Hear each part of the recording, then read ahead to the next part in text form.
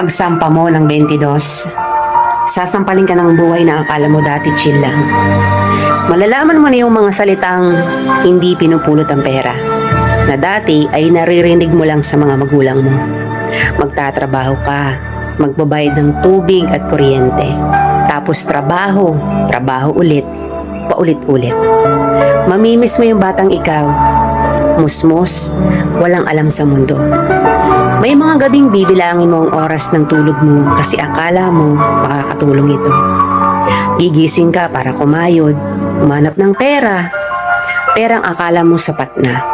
Pero dahil salat ka, wala kang magagawa kung hindi tanggapin ang katotohanang ganito ang buhay.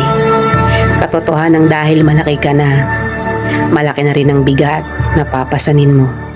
Dahil ngayong 22 ka na o 23 o 25 ka, malalaman mong hindi ka na lang nabubuhay para sa sarili mong pangarap.